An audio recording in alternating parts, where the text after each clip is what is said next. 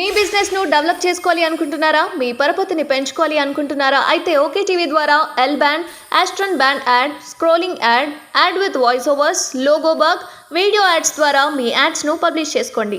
సంప్రదించవలసిన phone number 8520917933. Sir నమస్తే sir. నమస్తే అండి. నమస్కారం. చేవల్ల పార్లమెంటు నియోజకవర్గంలో మన కొండ విశ్వేశ్వరరెడ్డి గారు గెలిచే అవకాశాలు ఎంతవరకు ఉన్నాయంటారు? 100% ఉన్నాయి. ఎట్లా చెప్తున్నారు సార్?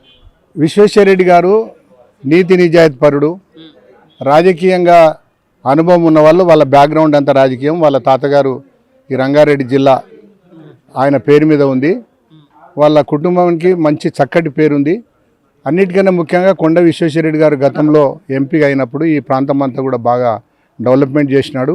ఒక మంచి వ్యక్తి, ఈ జిల్లా వాసి. అన్నిటికన్నా ముఖ్యంగా ఈ జిల్లా వాసి. ఇదే చేవల్ల పక్క ధర్మసాగర్, వాళ్ళది సొంత ఊరు. ఇప్పుడు ఈ పార్లమెంట్ ఎలక్షన్స్లో ఖచ్చితంగా రంజిత్ రెడ్డి గెలుస్తారు. రంజిత్ రెడ్డి మీద ఉన్నటువంటి నమ్మకం మన కొండ విశ్వేశ్వరరెడ్డి మీద లేదని చెప్పేసి అంటున్నారు కదా, మీరు దాన్ని ఎట్లా తిప్పికొడతారు? దొంగల్ని ఎవడు నమ్ముతాడండి? రంజిత్ రెడ్డి దొంగ.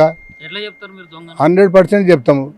కోళ్ళ దాన స్కాము, కోడిగుడ్ల దాన స్కాము, హనుమంతుని గూడి గూలగొట్టిండు. మన భారతదేశంలో దేవుడు అంటే భయపడతాం మనము. ఒక గుళ్ళకి పోయి ఎంతో పవిత్రతను చాటుకుంటాము.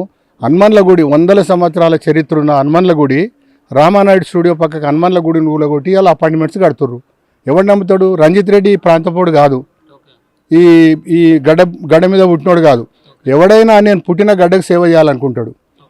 నేను చెప్తున్నా, విశ్వేశ్వరరెడ్డి గారు కూడా అదే చెప్తారు. మేము సచ్చినంత వరకు, మా ఆఖరి శ్వాస వరకు మేము పుట్టిన గడ్డకు సేవ చేస్తాం. నిజంగా రంజిత్ రెడ్డి అంత నీతిపరుడైతే, నిజాయితీపరుడైతే ఆయన పుట్టిన గడ్డకు చేయాలి. ఈడికి ఎందుకు వచ్చిండు? ఈడికి ఎవరు రమ్మన్నారు? రేవంత్ రెడ్డి గారు ఇక్కడ సీఎం అయిన తర్వాత ఇక్కడ కొడంగల్ పోవాలంటే చెవల మీదకి వెళ్ళి పోవాలా, అంటే కొడంగల్ని అభివృద్ధి చేస్తా, ఇట్లా దేశం మొత్తం గుర్తించే స్థలంలా చేస్తా అని చెప్పేసి రేవంత్ రెడ్డి గారు మాటేయటం అయితే జరిగింది. కాకపోతే ఇప్పుడు కొడంగల్లో డెవలప్మెంట్ అవుతుందంటే ఇక్కడ చేవల్లో కూడా అవుతుంది కదా ఈజీగా. ఇప్పుడు దాన్ని ఉద్దేశించుకొని ఇక్కడ చేవలలో మాత్రం ఖచ్చితంగా కాంగ్రెస్ అభ్యర్థి రంజిత్ రెడ్డికే మళ్ళీ గెలిపించుకోవాలని చెప్పేసి ఆలోచిస్తూ ఉన్నారని ప్రజలు అంటున్నారు. ఇప్పుడు రేవంత్ రెడ్డి గారు కొడంగల్ను డెవలప్ చేస్తే మాకేం అభ్యంతరం లేదు, చేవెళ్ళని డెవలప్ చేస్తే కూడా మాకేం అభ్యంతరం లేదు. ఆయన ముఖ్యమంత్రి ఏడన్నా చేయొచ్చు, మేమేం వద్దంటలేము. అభివృద్ధి చేస్తే చేయమనండి. కానీ రంజిత్ రెడ్డిని విశ్వేశ్వరరెడ్డిని పోల్చడం మాత్రం కరెక్ట్ కాదు. రంజిత్ రెడ్డి చరిత్ర రంజిత్ రెడ్డికి ఉన్నది, విశ్వేశ్వరరెడ్డి గారి చరిత్ర విశ్వేశ్వరరెడ్డి గారికి ఉన్నది. రేవంత్ రెడ్డి ఏదో వచ్చి దొంగల కోటేయమంటే వేయరు. రేవంత్ రెడ్డి వచ్చి ఇంకా రంజిత్ రెడ్డి కోటేయమంటే వేయరు. ఎందుకంటే రేవంత్ రెడ్డిని తిట్టకుండా తిట్టిన రంజిత్ రెడ్డి మరి అలా రేవంత్ రెడ్డి ఏమైనా వచ్చి అడుగుతాడు? దొంగ కోటేయమని అడుగుతాడా? Land grabber కోటేయమని అడుగుతాడా? ఈ స్కాములు చేసిన కోటేయమని అడుగుతాడా? నిన్నగాక మొన్న టీఆర్ఎస్లో ఉండి తిట్టకుండా కాంగ్రెస్ పార్టీని తిట్టిండు. ఇక్కడ కాంగ్రెస్ పార్టీ క్యాండిడేట్ ఓటమికి కారకుడు. మరి ఏమని ఓటు అడుగుతాడు? మరి ఆయనకు ఇది లేకుండా ఈయనకని ఉండాలి. ఇప్పుడు మన బీఆర్ఎస్ నుంచి మన కాసాని జ్ఞానేశ్వర గారు కూడా గట్టిగా పోటీ ఇచ్చే అవకాశం ఉంది. ఆయన కూడా చాలా సీనియర్ నాయకులు. ఇప్పుడు మరి కాసాని జ్ఞానేశ్వర గారిని గెలిపించుకోవాలని చెప్పేసి కేసీఆర్ గారు అయితే గట్టి పొట్టు అయితే పట్టారు ఇక్కడ చేవల్లో చూసుకున్నట్లయితే. మరి దాన్ని ఎట్లా మరి గెలిచే అవకాశాలు ఎంతవరకు ఉన్నాయి? ఒకవేళ గెలవకపోతే ఎందుకు గెలవరని మీరు ఎట్లా చెప్తారు? ఇక అది మునిగిపోయిన పడవ కదా, అందరికీ ఎరక. ఓడిపోయిన వాళ్ళు ఇంట్లో కూర్చున్నారు. పాపం జ్ఞానేశ్వరిది తప్పు లేకుండా కేసీఆర్ది ఆ పార్టీ తప్పు. ఇప్పుడు ఆయన కూడా ఓటేసే పరిస్థితుల్లో లేరు. మొత్తం గవర్నమెంటే పోయింది వాళ్ళది. ఇంకా ఆయనకి ఎవరు ఓటేస్తారు? వేయరు. ఇవాళ కేంద్రంలో నరేంద్ర మోడీ గారు బ్రహ్మాండంగా ఈ 10 సంవత్సరాల్లో దేశ ప్రగతిని ఎంతో ముందుకు తీసుకుపోయినాడు. పేదరిక నిర్మూలన జరిగింది. అట్టడుగు వర్గాల వారికి కేంద్రం నుంచి నిధులు అందినాయి. పేదరిక నిర్మూలన జరిగింది. దేశం ఎక్కడున్నదో ఎక్కడికో చేరింది. అందుకనే నరేంద్ర మోడీ గారిని దేశం అంతా చూస్తుంది, ప్రపంచం అంతా చూస్తుంది.